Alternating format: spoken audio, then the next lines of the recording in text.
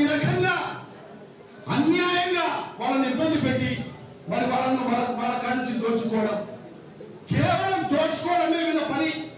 ఈ నగరాన్ని అభివృద్ధి చేయాలని ఏ కోశాన్ని కూడా వాళ్ళకి ఇది లేదు, కేవలం దోచుకోవడమే ఒక దండాగా పెట్టుకుని మరి ఆమె చుట్టూ కూడా చూస్తే ఎవరున్నారంటే పెద్ద పెద్ద డకాయిట్లే ఉన్నారు. ఎవరు కూడా మా ఎమ్మెల్యే గారితో తిరిగే వ్యక్తులతో చూడండి, ఎవరైనా ఒక పేరు మోసిన వాడు ఎవరైనా ఉన్నాడేమో చూడండి.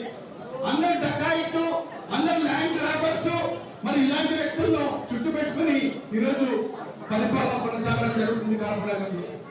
మరి ఇవన్నీ కూడా ఖచ్చితంగా ప్రజలు ఆలోచన చేయాల్సిన అవసరం ఉంది. మరి ఏనాడు కూడా మరి 5 ఏళ్ల కాలంలో ఏ వ్యాపారస్తుని ఇబ్బంది పెట్టిన పరిస్థితి లేదు మా ప్రభుత్వంలో.